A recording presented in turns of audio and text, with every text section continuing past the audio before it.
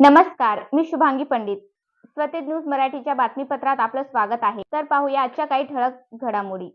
कळमनुरी उपजिल्हा रुग्णालयात आवश्यक औषधे उपलब्ध नसल्याच्या निषेधार्थ एका रुग्णाच्या वडिलांनी रुग्णालयाच्या प्रवेशद्वारासमोर अनोखे भीक मागो आंदोलन केले. अल्ताफ पठाण यांनी आपल्या आजारी मुलीच्या उपचारासाठी रुग्णालयात दाखल केल्यानंतर काही औषधे बाहेरील मेडिकलमधून आणण्यास सांगितल्याचा आरोप केला. याच्या निषेधार्थ त्यांनी रुग्णालयासमोर दस्ते टाकून भीक मागितली. या आंदोलनात नागरिकांनी 121 रुपये जमा करून दिले.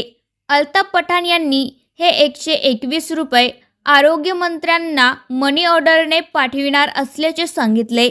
सरकारी रुग्णालयात गरीब रुग्णांनाच औषधे मिळत नसतील तर त्यांनी उपचारासाठी कुठे जावे असा सवाल त्यांनी उपस्थित केलाय.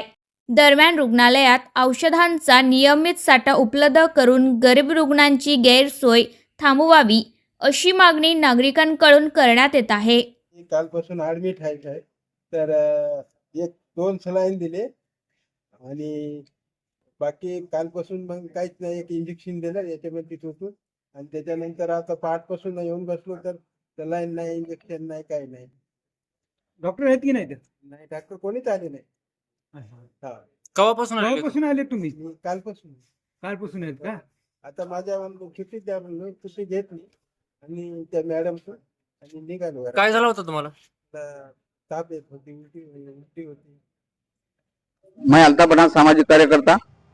मैं यहाँ पर दवाखाने में बच्ची को लेकर आया था। यहाँ पे दवा नहीं है, डॉक्टर साहब ने बोले गोलियां बाहर से लिखे, जो दवाएं लिख के दिए वो गोलियां बाहर से लाओ बोले। मगर मेरे पास पैसे नहीं थे। मैंने यहाँ भीख मांगो आंदोलन करा, जमा करके मैं दवा पैसे जमा करके आरोग्य मंत्री को यहाँ से भेजने का है। 121 रुपये पूरे जमा हुए थे। मैंने ऑर्डर यहाँ पे आरोग्य मंत्री को करना है। ये दवाखाने का बहुत बेकार हाल है, ना डॉक्टर है ना गोलियां है, यहाँ कुछ भी नहीं है। पूरे गोलियां बाहर से लाओ बोले। 12 डॉक्टर तो 2 डॉक्टर रहते यहाँ, वो भी नहीं रहते कभी कभी।